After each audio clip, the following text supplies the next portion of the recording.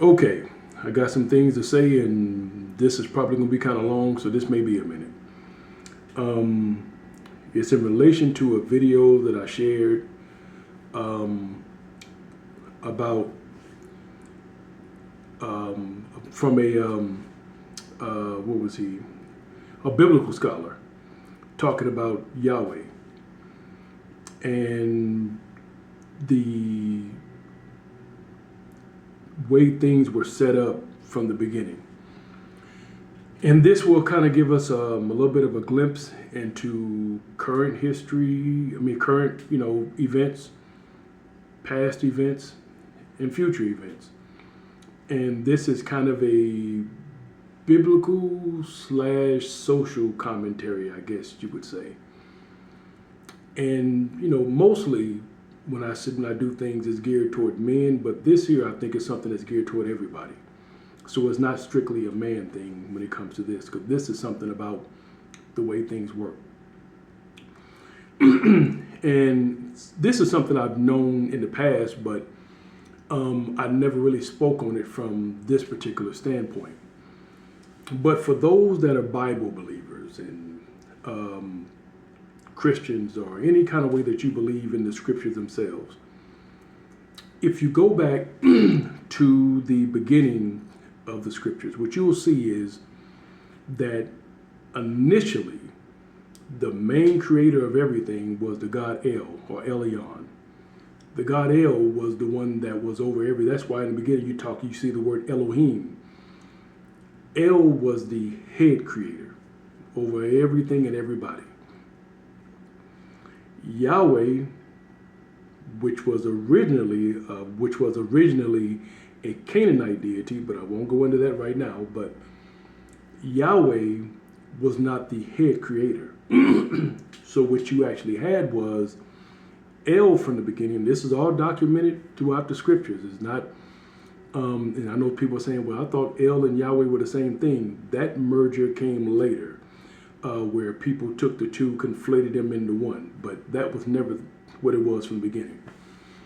So in the beginning, what El did, El took all the lands of the earth and the people, I should say more so, both the lands and the people connected to the lands, and he divided the people up between different deities. Everybody had their portion of people. So that's the reason why people say, well, these people worship this God and that people worship that God. That's true, because this is the way it was appointed from the very beginning. El assigned every people a particular deity that belongs to those people. And the scripture says that Israel was Yahweh's portion. Or if you're using the Tetragrammaton, Yod He Vav He. He was given a portion, which was Israel. His portion. He wasn't given everybody's portion. He was given Israel as his portion. So Yahweh's portion was Israel.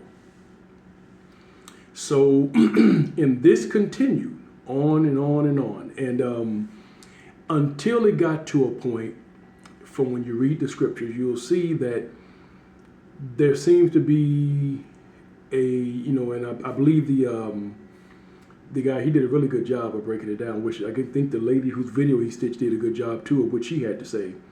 But basically what he did was he talked about how,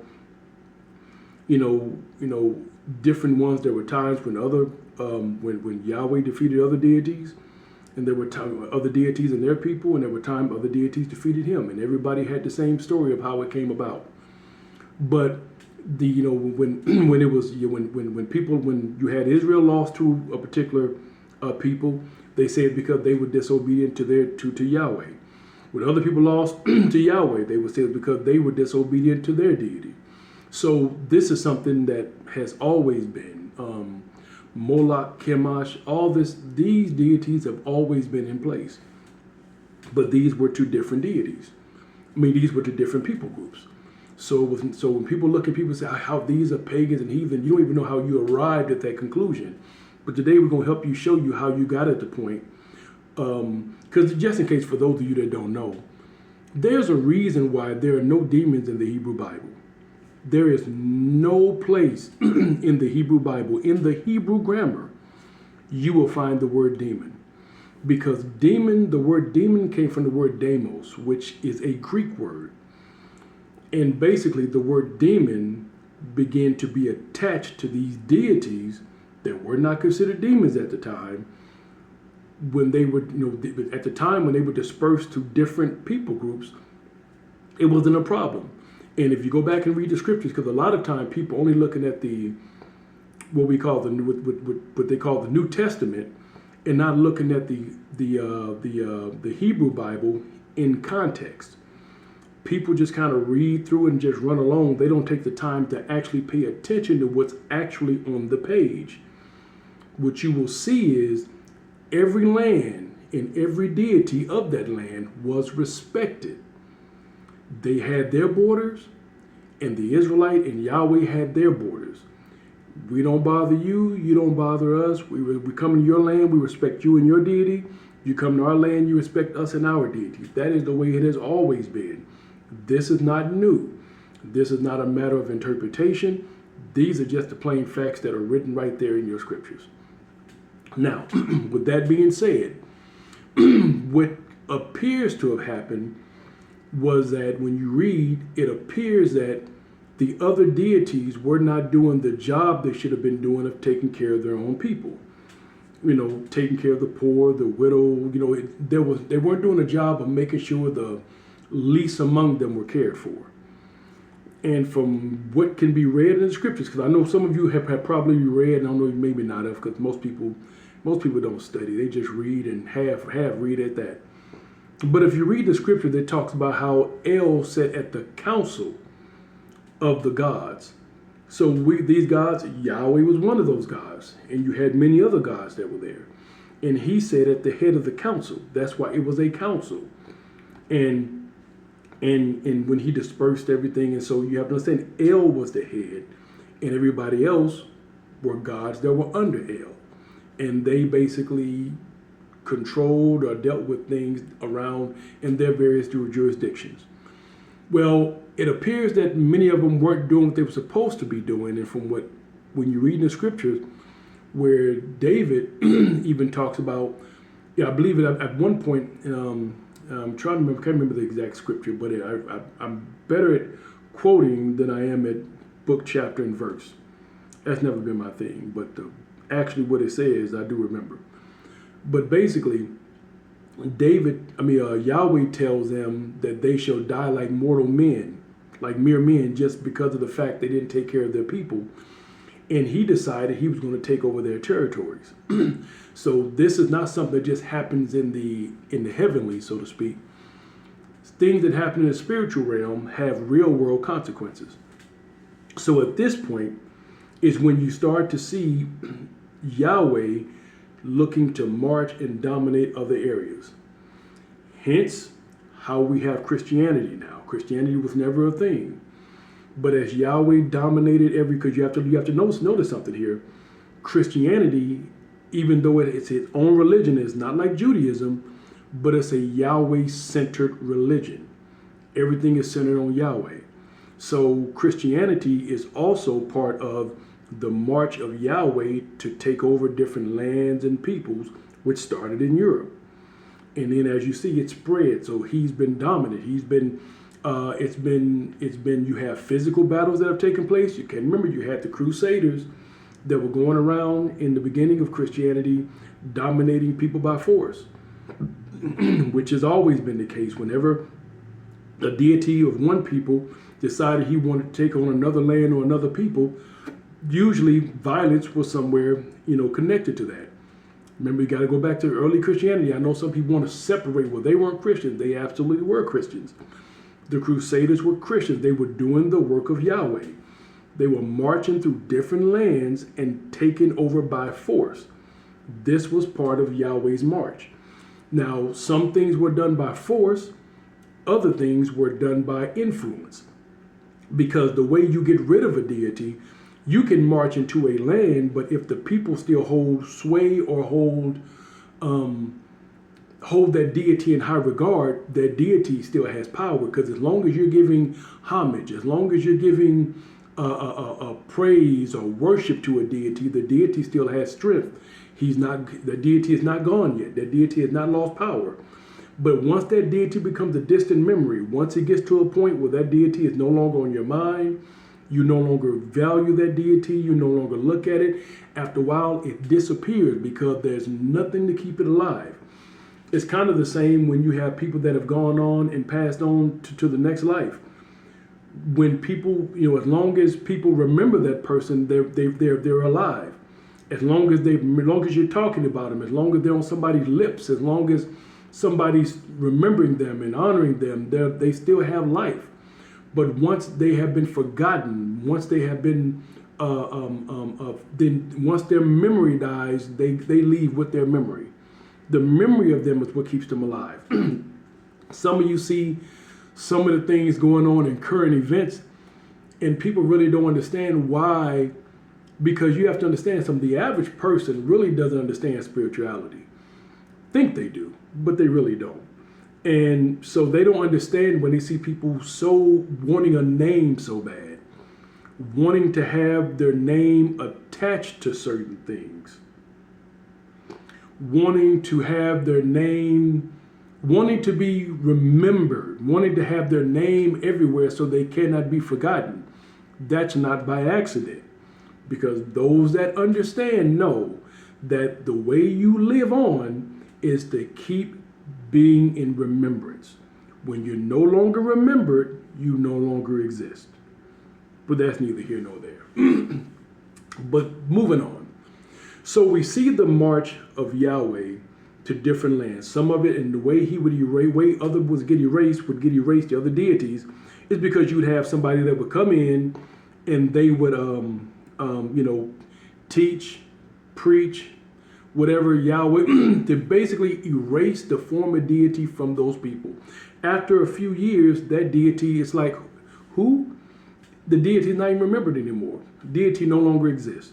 You can go anywhere in the land, you can find artifacts, but you can't find anybody who's currently worshiping that deity because it's been erased. And this is what you see. And even when you deal with the Islamic God, if you know anything about that, he was part of a pantheon, but then was elevated out of that pantheon and chose Muhammad to be the one to spread, his name and his fame. The same way that Yahweh marched. First of all, he did it with the Israelites, going to different territories, taking over. And then with the Christian religion coming along, and then you had the same thing, marching, taking over territories. This has been the case. This is the way everything works. Every land, every people have their own deity. Some land and some people are pretty much the deity that has no interest in conquering other places. They just want to hold on to their land, their people. That's why you see certain people that you don't really see them pushing to move outside of their space. They're comfortable right where they are with theirs, but you have certain deities that want total control. And Yahweh is one of those deities that wants to take over the entire earth. Well, Allah wants to do the exact same thing. So now you have that march happening. So now you have both of these that are in competition with each other, and both of them are going about the same way. Firstly, you have to control an area. Secondly, you have to erase the memory of the former deity from a people. That takes time. You can begin the process, but it takes a couple of generations for that memory to be forgotten. There are some places you can go around the world and you go back and you look at their ancient history, and you'll see that they were at one point in their history, they had a completely different worship system. But you go now, everybody's Christian. How did that happen? And any way you look at it, check any people group on the planet that are currently Christian. No one became a Christian without violence first. Violence is what opened the door. And then from that point, teaching is what subjugated them unto the worship of Yahweh until their former deities were completely erased. This is anywhere in the world you want to go. See, there's a reason why in the in the Bible, it says we wrestle not against flesh and blood, but against principalities and powers and rulers of the darkness of this world and spiritual wickedness in high places. Everything that's written there is true. The only difference is the reason they're framed as rulers of darkness and spiritual wickedness and high place wickedness is because this is how Yahweh is framing the other deities that he's attempting to take over. They were never demons. They were deities that were given charge of lands and people. But when it came to the point that Yahweh decided, okay, you guys are not doing right by your people, I'm taking your land as well. This is where the friction started.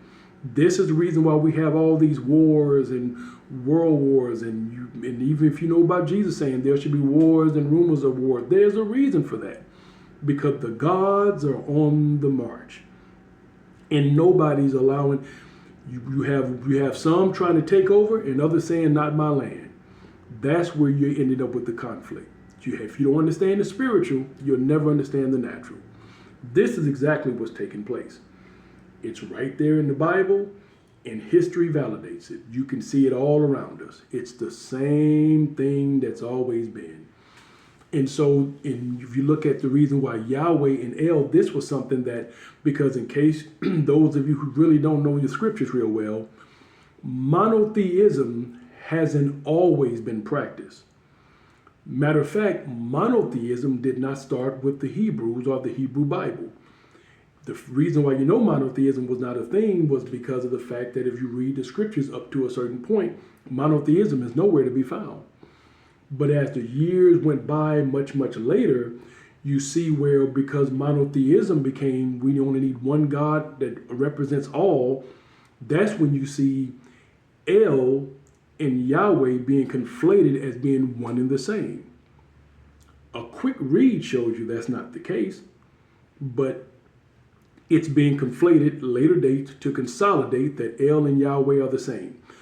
You do a quick search on it. Just look up, are El or El Elyon and Yahweh the same? They never have been, and there's no documentation, historical research you will ever find that will say they were one and the same. It's never been. If you really look it up, you'll see it'll show you about when they were conflated to be one and the same person or one and the same entity. But that's not the case. So, somebody might say, well, what happened to El? Yahweh now is a name that's being perpetuated. So whether, at this point, I'm assuming that because Yahweh has been promoted so much, El has been a distant memory. So where El was understood to be the head, the memory of El has been pushed out of people's minds now. Now it's all about Yahweh. The same thing that's happened to others. So you have to understand what's going on. And I'm not here to tell people which deity or whatever. Everybody has their own deity. Everybody got to make up their own choice, depending on what land and what people you come from. But at the end of the day, the bottom line is that Yahweh and Allah right now are the two most prominent and the two most dominant that are on the march. They're the two most prominent. There are some other ones out there too. I won't get into other deities in other lands, such as China and things of that nature. But, everybody's moving. All the different, because in case you remember, at one point China was heading towards the Christian. And then, but because there were people who didn't want to let their deity go, it got flipped. That deity rose back up and drove Christianity straight out of there. So Yahweh no longer has control of the China region. Yahweh's been pushed out, and their deity has remained and taken control, and now their deity is once again the dominant in that region. So there's a lot of stuff going on, but sometimes you got to look up the history of people, what deities they worship, and just kind of follow the track through history, seeing the things that took place, how things were exchanged. But you will always see that there is no deity takes over without violence. It's always been. There's a scripture where it says, the righteous suffer violence and the violent take it by force. It's what it's always been. There is no, people say, what peace? Peace is something that happens when a deity is ruling and reigning. If you have a deity that's good to the people, but you have peace when that deity reigns and everything is in harmony and one accord. But there is no peace without violence, because you have to drive out all others that wish to take that land and take that region and take that people. This is what it's always been. And like I said, I'm not saying anything that can't be fact checked, can't be looked up, can't be analyzed, can't be researched. And like I said, if I can't prove it, I don't say it. But anything that can't be proven, I mean, anything I'm saying can be looked up. I'm not biased. I don't have a side or an opinion. I'm just laying out what it is. So up to you to do your research, up to you to look it up to you to get the facts in the background. And, most of you already chose your side. And for those that haven't, if you don't choose your side, you may be a small minority, but somebody in your region is going to choose. Either you choose or they're going to choose for you. And whichever deity takes over that region, whether you like it or not, that's the one you're going to be subject to. The reason why in the U.S. there's such a big thing going on, because as you know, Christianity is losing its grip here in the U.S. There's a lot less people, and there's a big movement to move away from Christianity and anything associated with it. That being the case, Yahweh needed his champion to come and help reestablish and reset things back to his control. Now we have a president that is working the same way Muhammad did for Allah, on the march, trying to reestablish dominance and control. This is not something that we got any say-so over. This is something that's above our pay grade, that's above our heads. Only we need to do is just figure out who we align with that, and keep it moving. But I know this is something that some people have a hard time embracing, because cognitive dissonance is, even if you hear information and you can see it, you can understand it, you can fact check it, it's hard to wrap your brain around something when you believed and seen something a certain way for so long. And it's just hard to accept it, because that's just not what I believe. And the reason why we believe is because we've been programmed for so long. You grow up and you've heard something your whole life. Most of the time, most of us never entered into a situation where we ever questioned what we believe. Most people have never started from zero and said, let me start from zero and let me analyze everything I've ever heard, everything I've ever been told, everything I've ever believed. Nobody usually starts at zero. And even people that say, well, I'm going to go back and research. You're not really researching. What you're doing is you're taking what you were told and seeing if you could find that other places, if you can see it repeated anywhere. That's not zero. Zero is when you kick everything out and you start from scratch. I don't believe this, I don't believe that, I believe no one. Let the facts speak for themselves. That's zero. Most people have never started at zero. Most people have a belief system and they've just added on, or they use those same glasses of that belief system to study. Because, when you're looking up something, you're looking to see if it tells you what you've already heard. That's not study. That's trying to reinforce an already instilled belief. And understand, I'm not telling anyone what to believe. If it works for you, let it work. Because I'm of the belief, it doesn't matter to me which deity you believe in, as long as some good is coming from it. If you're a better person, if it's getting you to a place where you're living better, by all means, stick with it. I'm not picking one over another at all. I'm just simply saying that whatever you do, make sure it's beneficial to you. And if you're looking for truth, make sure that you've studied and really studied, not just trying to reinforce what you believe. If you're a researcher, if you're the type that I just want to know the truth, then get to it. Get to the truth. Find the truth. It's out there. It's not hard to find. Other people have found it. I did. I did a whole lot before I got to where I am now. But all those 12-hour days of me studying back to back, losing sleep every day for years, I did that because I cared more about for me, not no one else. I'm the type of person, I care more about facts than belief. I could care less about what somebody believes or what somebody tells me I should believe.